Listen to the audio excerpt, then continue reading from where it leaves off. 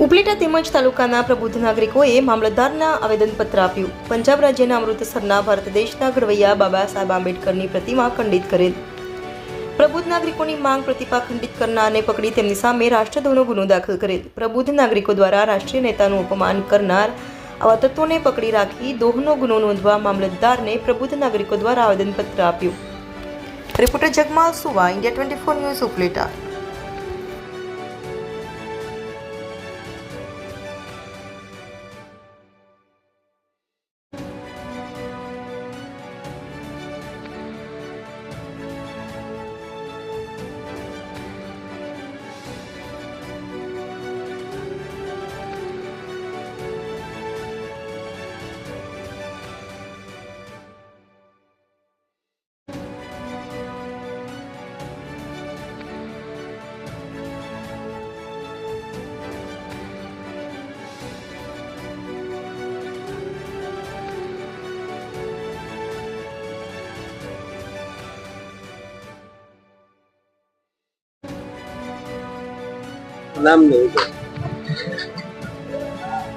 હું બીડી મેકમાં હું એડવોકેટ ઉપલેટા, મારું ગામ રબારિકા. આજે અમે મામલતદાર કચેરી ખાતે આવેદનપત્ર દેવા માટે આવેલ છીએ. આવેદનપત્ર જે છે એ અમારી એવી માગણી છે કે પંજાબ રાજ્યની અંદર અમૃતસર શહેરની અંદર ડૉક્ટર બાબા સાહેબ આંબેડકરની પ્રતિમા જે આવારા તત્વએ ખંડિત કરેલ છે અને બંધારણની કોપી પણ સળગાવેલ છે, તેની સામે રાષ્ટ્રદ્રોહનો ગુનો દાખલ કરે અને આ ગુનો દાખલ કરવામાં પંજાબ સરકાર જાતે ફરિયાદી બને અને તટસ્થ તપાસ કરે અને આ જે હિન્ન કૃત્ય કરેલ છે એ ઈસમને કોનો સહારો એને મળેલ છે, કોની દોરી સંચાર છે, તે બધા જ આવારા તત્વોને આ પંજાબ સરકાર પકડે અને એને સખતમાં સખત સજા થાય એના માટે અમે ઉપલેટાના તથા ઉપલેટા તાલુકાના પ્રબુદ્ધ નાગરિકો મામલતદાર કચેરી ખાતે આવેદનપત્ર આપી અને અમારો રોષ ઠાલવ્યો છે. જય ભીમ, નમો બુદ્ધાય. રાજકોટ જિલ્લાના ધોરાજી ઉપલેટાના પૂર્વ ધારાસભ્ય અને સૌરાષ્ટ્ર કોંગ્રેસના પાટીદાર અગ્રણી લલિત વસોયાએ આપેલ નિવેદનની પોસ્ટ વાયરલ કરી. બે પાટીદાર અગ્રણીઓ વચ્ચે એકબીજાની તરફેણ કરી સમાજને નુકસાન ન કરો. પાટીદાર સમાજને નુકસાન થઈ રહ્યું છે. પાટીદાર સમાજની પાઘડી ઉછાળી રહ્યા છીએ. પાટીદાર સમાજની વાત સમાજમાં જ રહેવી જોઈએ. લલિત વસોયા. જે કંઈ લેવા પટેલ સમાજમાં ચાલી રહ્યું છે તેમાં સમાજને નુકસાન કરવાનું કામ ન કરો. આપણે સરદારના વંશજો છીએ એ ન ભૂલવું જોઈએ. જે કોઈ પ્રશ્ન હશે તે સમાજના આગેવાનો દ્વારા ચોક્કસ ઉકેલ આવશે. રિપોર્ટર જગમાલ સુવા, ઇન્ડિયા 24 ન્યૂઝ, ધોરાજી. આપ સૌને સોશિયલ મીડિયાના માધ્યમથી વિનંતી કરવા માટે આવ્યો છું. છેલ્લા 2 દિવસથી જે વિવાદ પાટીદાર સમાજનો ઊભો થયો છે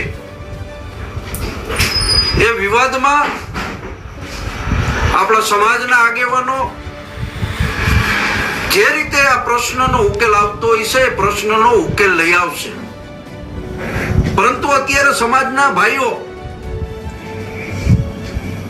સોશિયલ મીડિયાની અંદર, ટીવી મીડિયાની અંદર એકબીજાની તરફેણો કરી અને જે રીતે પાટીદાર સમાજની પાઘડી ઉછાળી રહ્યા છે એને કારણે મિત્રો પાટીદાર સમાજની આબરૂને કલંક લાગે છે. જે કાંઈ પ્રશ્ન હશે સમાજના આગેવાનો ભેગા મળીને પતાવશે. આજે નહીં તો કાલે એ પ્રશ્ન પતવાનો છે. હું કોઈની ફેવર કે કોઈનો વિરોધ નથી કરતો, પણ દરેકને વિનંતી કરું છું, તમે જેના સમર્થકો હોય, પરંતુ મહેરબાની કરીને સોશિયલ મીડિયાની અંદર, ટીવી મીડિયાની અંદર આપણા સમાજની આબરૂ ન ઉછાળો. છેલ્લે સમાજની આબરૂ જાય છે. એટલે વિનંતી કરું છું કે કોઈ પણ આગેવાન, કોઈ પણ પાટીદાર સમાજનો દીકરો કે દીકરી સોશિયલ મીડિયાના માધ્યમથી એકબીજાને હલકા પાડવાની કોશિશ ન કરો. જે દિવસે સમાજને જરૂર હશે તે દિવસે બંને આગેવાનો કે જે આગેવાનો વચ્ચે વિવાદ હશે સમાજની વચ્ચે આવીને જે કઈ વાત કરવાની હશે એ કરશે અને એનું નિરાકરણ આવશે. એટલે આપ સૌને વિનંતી છે કે પ્લીઝ, આપણે સરદારના વંશજો છીએ અને સરદાર પટેલે કીધું છે કે ઘરની વાત ઘરમાં રાખો. આપણે સરદારના વાક્યને યાદ રાખી આવતીકાલથી સોશિયલ મીડિયાની અંદર ટીવી મીડિયાની અંદર, પ્રિન્ટ મીડિયાની અંદર કોઈની તરફેણ કર્યા વગર સમાજને બચાવવા માટે, સમાજને એકજૂટ રાખવા માટે આ પ્રવૃત્તિ બંધ કરો એવી હાથ જોડીને વિનંતી કરું છું. રાજકોટ જિલ્લાના ધોરાજી સેશન કોર્ટ દ્વારા દુષ્કર્મના આરોપીને 20 વર્ષની સજા કરતો હુકમ કર્યો. ધોરાજીના ઉમરકોટ ગામના રહેવાસી સમીર કાસમ અમીરોણિયા નામના આરોપીને દુષ્કર્મના કેસમાં 20 વર્ષની સજા અને દંડ ફટકારતી session court.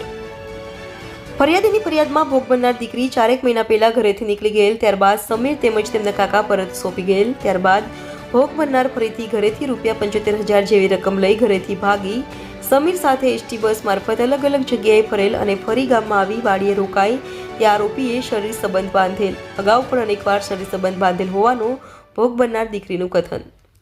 Dhoraji session court દ્વારા બંને વકીલોને દલીલની સાંભળી સેશન જજ અલી હુસેન મોહિબુલ્લા શેખ દ્વારા આરોપીને ભારતીય કલમ 376.2 અને પોક્સો એક્ટ મુજબ તકસીરવાન ઠરાવી આરોપીને 20 વર્ષની સજા અને દંડ ફટકારેલ. રિપોર્ટર જગમાલ સુવા, ઇન્ડિયા 24 ન્યૂઝ, ધોરાજી. હું Kartikeya Manojbhai Parekh, additional public prosecutor, sessions court Dhoraji.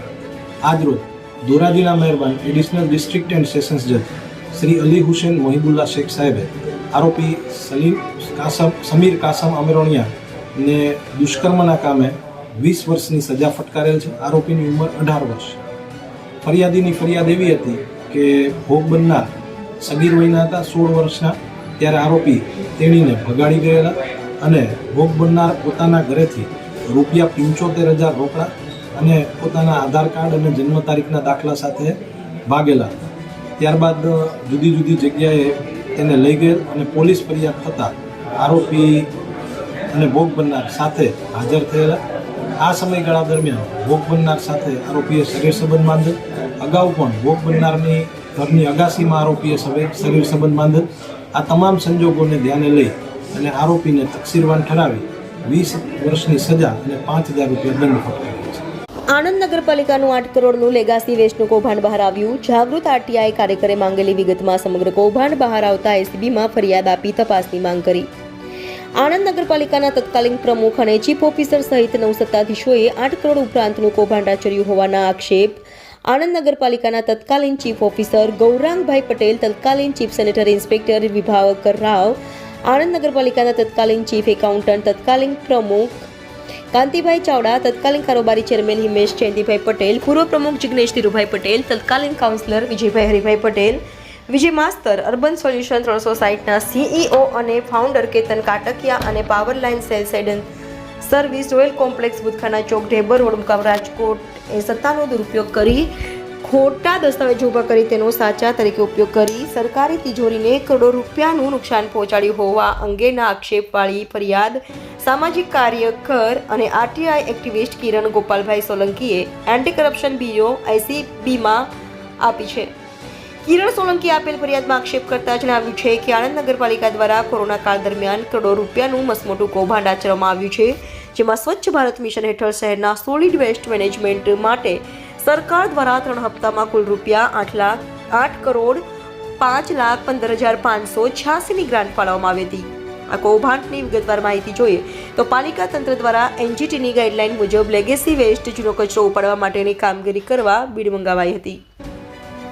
બીજી બાજુ અર્બન સોલ્યુશન 360ની બીડ હોવા છતાં અન્ય company power line sales and service joint venture અને સિક્યુરિટી ડિપોઝિટ ભરવા પાત્ર પાઠવવામાં આવે છે. પાવર લાઇન સેલ્સ એન્ડ સર્વિસને આણંદ નગરપાલિકા સાથે કોઈ જ લેવા દેવા ન હોવા છતાં અન્ય કંપનીની બેંક ગેરંટી રજૂ કરી નગરપાલિકાના સત્તાધીશો તથા કર્મચારીઓએ બેંક ગેરંટી સ્વીકારી ગુનો કરેલ છે. હાલ તો સામાજિક કાર્યકર અને આરટીઆઈ એક્ટિવિસ્ટ કિરણભાઈ સોલંકીએ એસીબીમાં ગુનો દાખલ કરવાની અરજી કરતા આણંદ નગરપાલિકામાં હડકંપ મચી ગયો છે. Reporter Ashwin Khatri, India 24 news, Anand.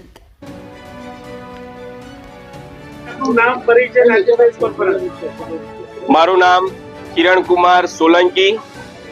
હું સામાજિક કાર્યકર છું, આરટીઆઈ એક્ટિવિસ્ટ છું.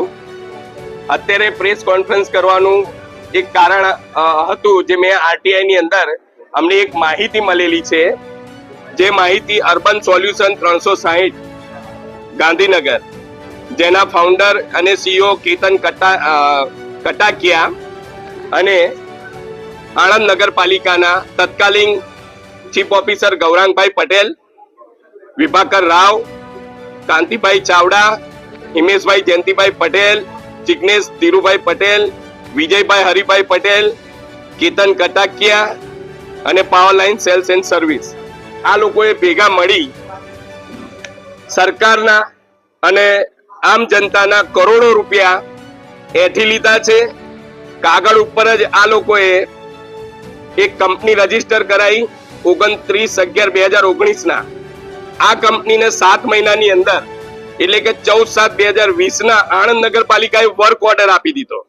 હવે આ કંપની પણ એટલી બધી ચાલાક અને સાતીર હતી કે એની જે 29/11/19 દિવસે એનું રજીસ્ટર થયેલું છે પણ એણે પોતાની 3 વર્ષનું ટર્નઓવર 24.9 કરોડ બતાવેલું છે અને 5 નગરપાલિકાઓ અને મહાનગરપાલિકાઓ પોતે કામ કરેલું બતાવેલું છે.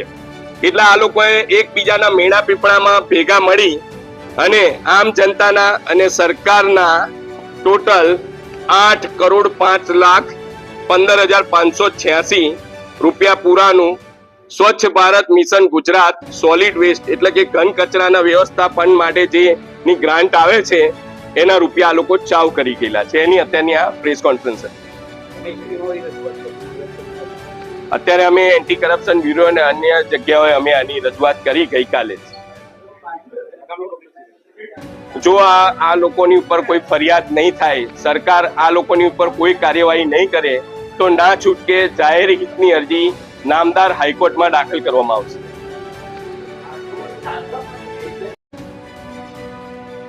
પાલિકાની ભાડુઆતી દુકાનો પર બુલડોઝર ફર્યું. Nadiad railway station road town police station સામેની 13 દુકાનો ઉપર નડિયાદ મ્યુનિસિપલ કોર્પોરેશનનું બુલડોઝર ફેરવી તમામ દુકાનો તોડી પડાઈ. Reporter Navdeep Raval, India 24 news, Kheda.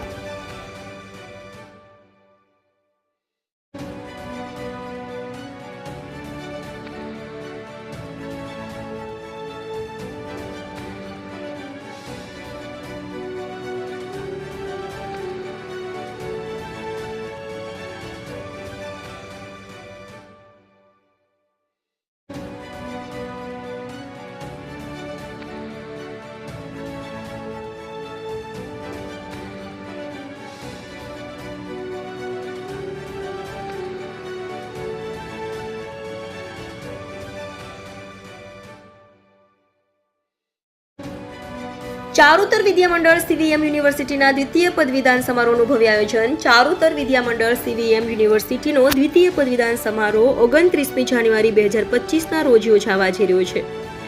શૈક્ષણિક વર્ષ 2024ની બેચના ઉત્તીર્ણ થનાર તમામ વિદ્યાર્થીઓને પદવી દ્વારા સન્માનિત કરવામાં આવશે. આ પદવીદાન સમારોહમાં 45 ગોલ્ડ મેડલ સહિત સ્નાતક, અનુસ્નાતક તથા PhD સાથે કુલ 2558 પદવી એનાયત કરવામાં આવશે. આ સમારોહમાં મુખ્ય મહેમાન તરીકે એલિકોન એન્જિનિયરિંગ કંપનીના ચેરમેન અને મેનેજિંગ ડિરેક્ટર શ્રી પ્રયાસવિનભાઈ પટેલ તથા ચારુતર વિદ્યામંડળના ચેરમેન અને ચારુતર વિદ્યામંડળ CVM યુનિવર્સિટીના પ્રેસિડેન્ટ એન્જિનિયર શ્રી ભીખુભાઈ પટેલ સાહેબની વિશેષ ઉપસ્થિતિ રહેશે.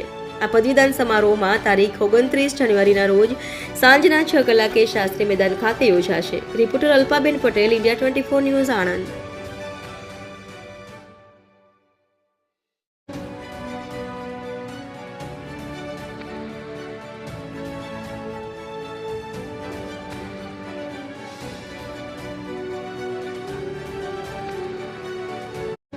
રાજકોટ જિલ્લાના ઉપલેટામાં એક જ સમાજના બે જૂથ વચ્ચે મારામારીનો બનાવ આવ્યો સામે. ઉપલેટામાં દરબારવાડામાં પાડોશીઓ વચ્ચે થયો ઝઘડો. બાળકોની મગજમારીમાં પાડોશમાં રહેતા બે વ્યક્તિએ તીક્ષ્ણ હથિયાર વડે હનીફ મામદ શાહ શેખ ઉપર કર્યો હુમલો. તીક્ષ્ણ હથિયાર વડે હનીફ શેખ ઉપર હુમલો થતા ગંભીર રીતે થયો ઇજાગ્રસ્ત. ઇજાગ્રસ્તને સારવાર અર્થે સૌપ્રથમ ઉપલેટા, ત્યારબાદ ધોરાજી સરકારી હોસ્પિટલ ખાતે વધુ સારવાર માટે જૂનાગઢ રિફેર કરાયા. ઉપલેટા પોલીસ હોસ્પિટલ પહોંચી તપાસ હાથ ધરી. રિપોર્ટર જગમાલ સુવા, ઇન્ડિયા 24 ન્યૂઝ, ઉપલેટા.